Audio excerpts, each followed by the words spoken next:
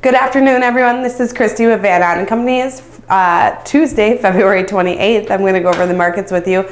It was a very interesting day in these markets. Let's start off with the fact that you are the last day of February, so insurance prices have been calculated, coming in at $3.96 on corn, $10.19 on beans, and $5.65 on spring wheat. So those are your insurance levels unless you indicate to pay more to get additional protection or a longer term pricing. But you offered some good details or some good prices considering the fact that there's ample supply around right now.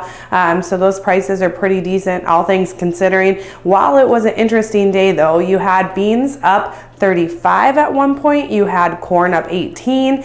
These markets were crazy, and so you had corn close about 12 cents off its high, you had beans close 20 cents off its high. So overall, just couldn't continue that strength into the close. Where it really started was it sounded like funds were coming in here and aggressively buying these markets to end the month on some positive terms. So they have been aggressive buyers of these markets for the last month or two, and it was looking like a pretty negative month. So if they could come in here and buy these markets up, it wouldn't look so bad on the books. And so that's kind of what it sounded like.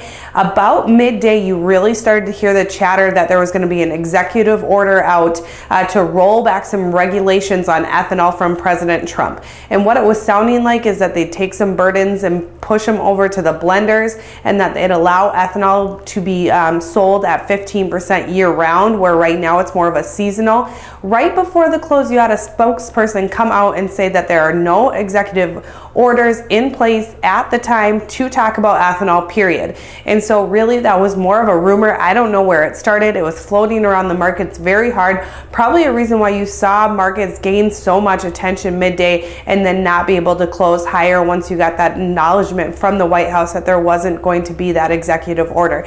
So it was a really interesting day to see both sides of it traded. Why it looked like fun money more than anything is the other markets really didn't do anything. So meat markets completely stable all day long. Did find some buying coming into feeders and live cattle towards the end of the close, being up about $1.20 there.